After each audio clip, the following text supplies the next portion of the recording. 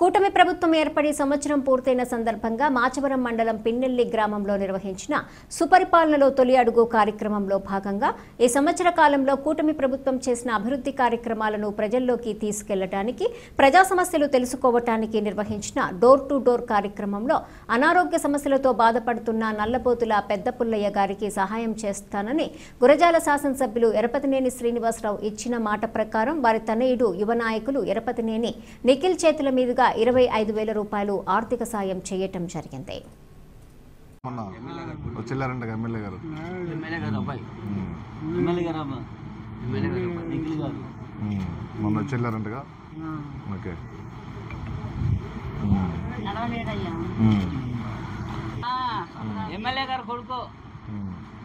ఇంకేమన్నా షుగర్ కాకుండా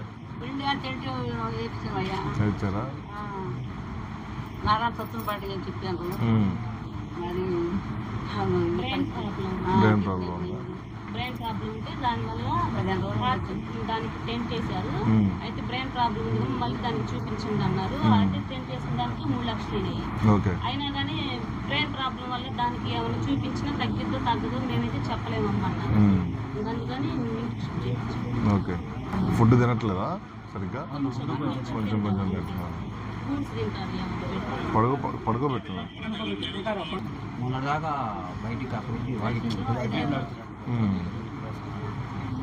అంటే బలం లేదా వెనకాలంతా?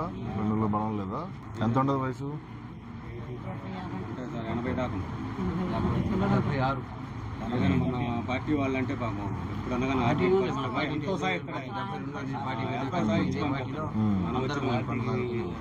ఏదైనా ఇబ్బందులైనా ఆర్థిక పరిస్థితులు పెళ్లిళ్ళు అయినా ఏమైనా ముందుండి చేస్తాడు. మా బ్రెయిన్ ఏమన్నారమ్మా మరి?